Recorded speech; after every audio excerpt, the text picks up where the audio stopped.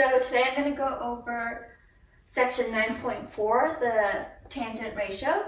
You guys already have the notes on this, so we're just going to go over some of the key vocab words really quickly. The first vocab word was a trigonometric ratio, and so basically this is when you have two right triangles, and they can be different sizes, it doesn't matter as long as they both have a 90-degree angle. And you're going to compare the ratio of two side lengths.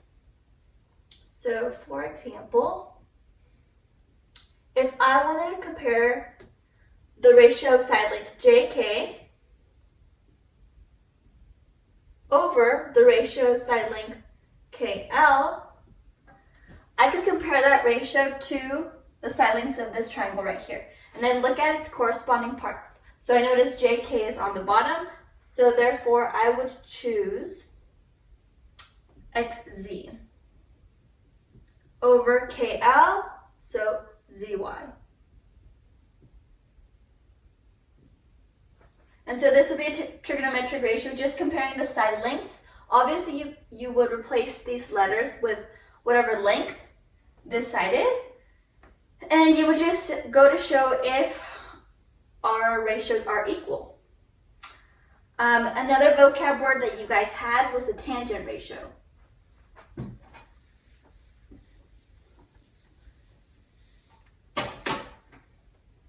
So when it comes to tangent, you're always going to look at the length opposite. So let me rephrase this. We're going to look at the opposite length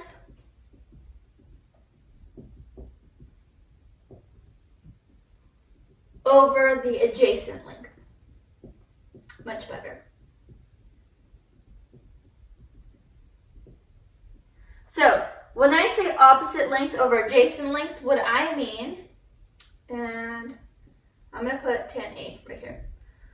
I mean, we're looking at this angle A, and we're going to look to see what's the opposite length from A.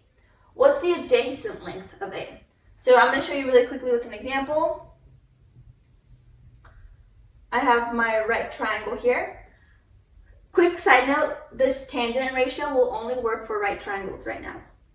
So we have our right triangle, and I'm going to have angle A right here on the bottom. So when I talk about the opposite length and the adjacent length, remember, across from a 90-degree angle will always be the hypotenuse. Doesn't matter what triangle you look at, as long as it has a 90-degree angle, across from it will always be hypotenuse. Now, if I were to look at angle A, opposite from that angle, we'd have the opposite length. And all that's left is called the adjacent length or leg. And this basically means that this side has A in it. And so you would put the measurements of those lengths right here. And as long as you have the angle measurement, you could solve for either length, or sometimes you can solve for the angle measurement. So using tan. Another vocab word you guys we covered in the notes was angle of elevation. So when it comes to angle of elevation, it's basically whenever you are looking up at something, right? We're going to call this the angle of elevation. So if I'm looking at a bird or a butterfly, I'm going to pretend that this is a butterfly. If I'm looking at the butterfly flying, this angle that I'm looking up at it would be called the angle of elevation. And now I'm going to work on some of the practice problems that a lot of you emailed me about in specific. Alright, so we're working on problem 2, part A right now. And you're given a figure that looks like this. It's a triangle, a right triangle. And it wants you to find the value of x. So I want to know this side length right here. I'm given two angle measurements, a 90-degree angle and a 25-degree angle. So if I want to solve for x, I know that I'm going to most likely use tan. Remember, tan of an angle is equal to opposite over adjacent. The opposite length over the adjacent length. So I know I want to identify opposite length, adjacent length, and I want to identify an angle. Here's the trick. You typically want that angle to be something that is not 90 degrees. So in this case, my A is going to be 25 degrees. So tan of 25 degrees is going to equal opposite of 25 is 12. So the length of 12, adjacent to that 25, so right on that leg is x. I have tan of 25 equals 12 divided by x. I want to get x by itself, and right now I have it on the bottom of my fraction, so I have it as a denominator. To get rid of it, I'm going to multiply by x on both sides. So this will cancel out. Now I have x times tan of 25 equals 12. And so on my notes, I took a shortcut.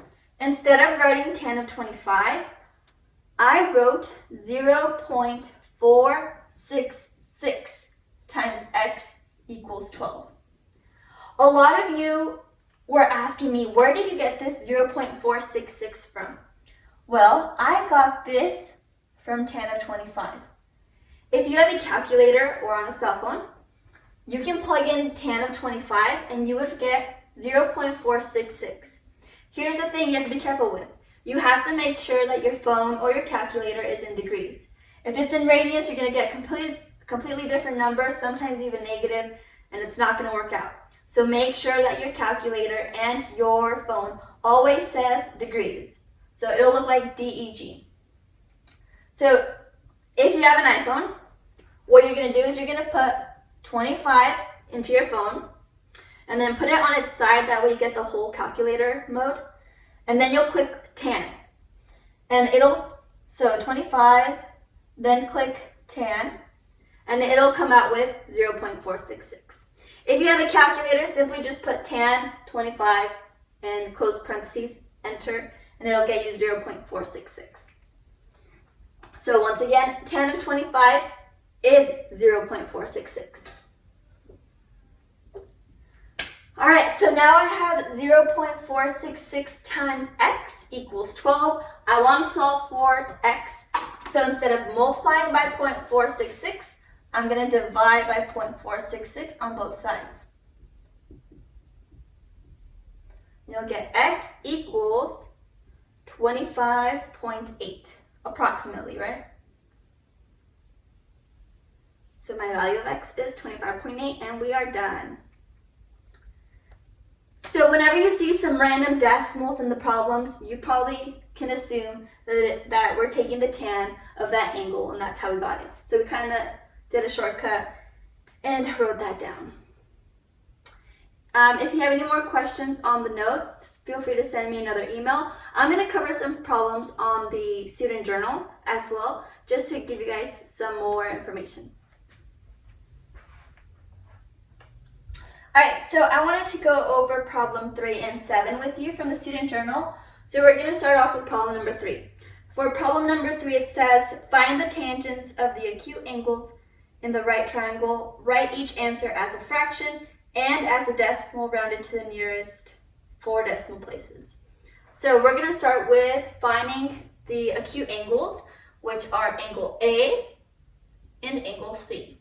So we want to find the tangent of both these angles. So I'm going to start off with angle A.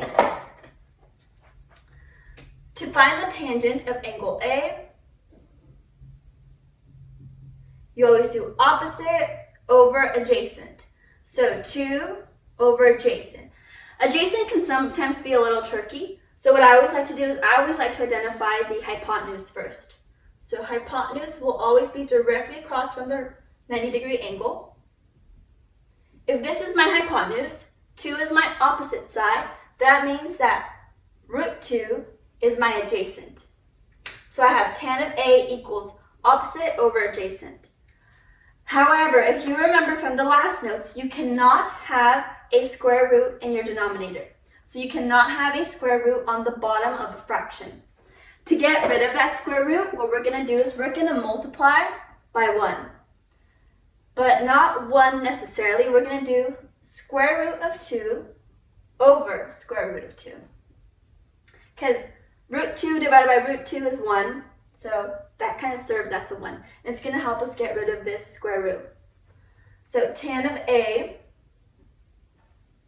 will equal 2 times the square root of 2 over root 2 times root 2 will just give us 2. So I have 2,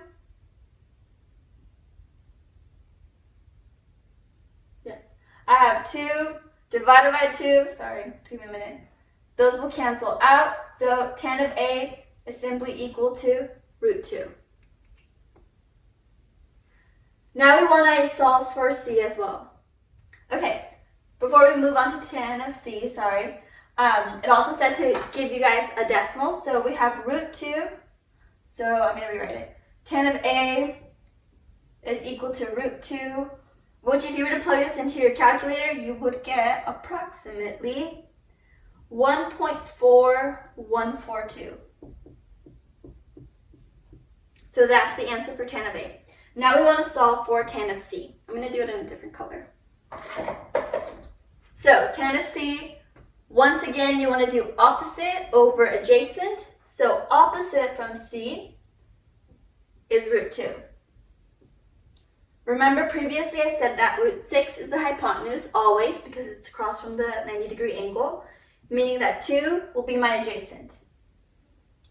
And because we don't have any square roots on the bottom, we're done.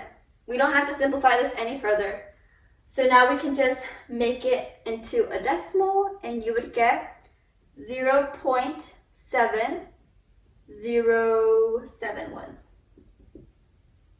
And these are your answers for problem number 3 in the student journal.